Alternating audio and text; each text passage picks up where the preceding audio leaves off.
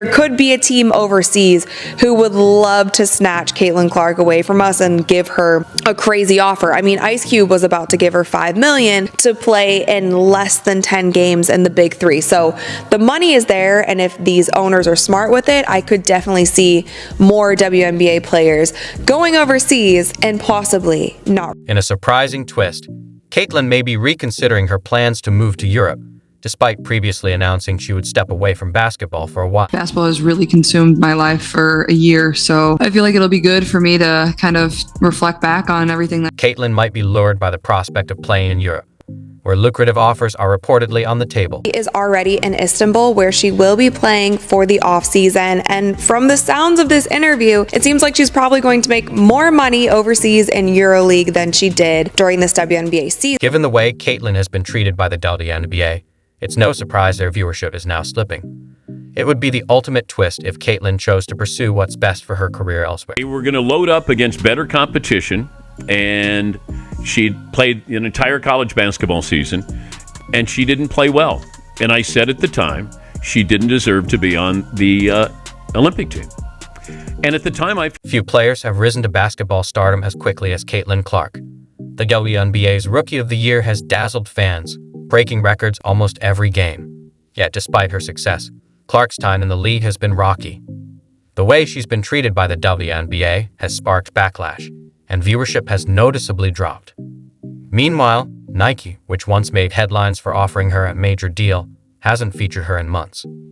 Even her Rookie of the Year award was leaked online long before the league acknowledged it.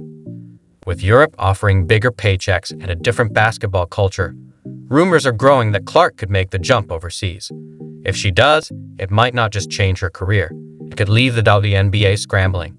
Today, we'll look at Clark's remarkable rise, the challenges she's faced, and why a move to the EuroLeague might be the best next step. WNBA has been a mess this year. It has been so unprofessional, and they need to step it up, and they need to step it up quick, and they also need to, I don't know if an apology is warranted to Caitlin Clark, or they just need to, in general. Caitlin Clark has transformed the WNBA, drawing new fans and delivering must-see moments.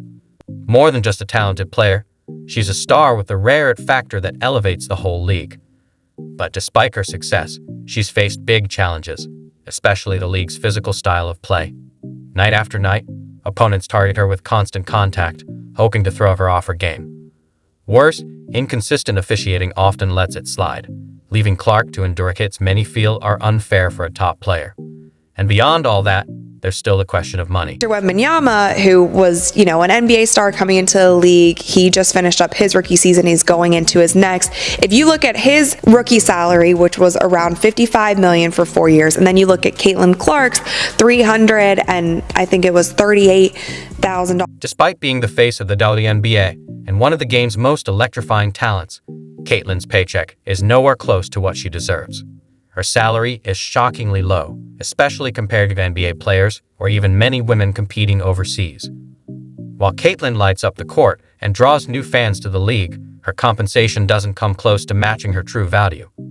Meanwhile, European clubs and leagues like the Women's EuroLeague routinely offer far more lucrative deals, even to players without Caitlin's talent or star power.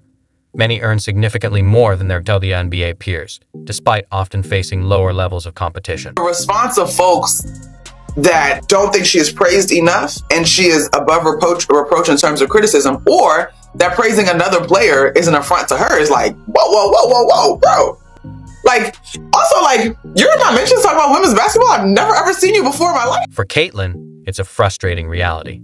She's worked to become the face of the league and consistently delivers game-changing performances, yet her WNBA salary hardly reflects her impact. Meanwhile, women's basketball in Europe, especially the EuroLeague, has surged in popularity. Players there not only earn higher paychecks, but also enjoy superstar treatment, with packed arenas, passionate fans, and electric rivalries. The support often feels deeper and more widespread than in the WNBA.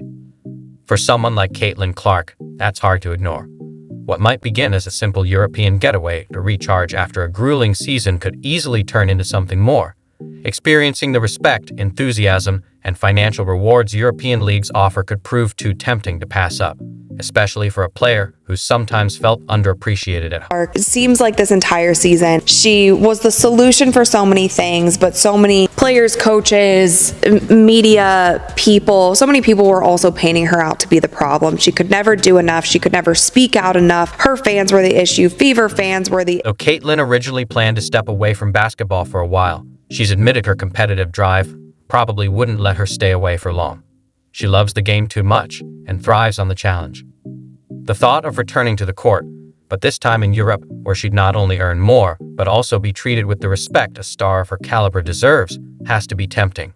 It's likely lingering in the back of her mind, waiting for the right moment to become reality. The playoffs, the Fever had nearly 2 million viewers tuning in, while all the other games had around 400,000. Even the WNBA Countdown, which was aired before the Indiana Fever game, had more viewers than two of the... Imagine the headlines. Caitlin Clark signs with a top EuroLeague team. The ripple effects would be immediate and enormous.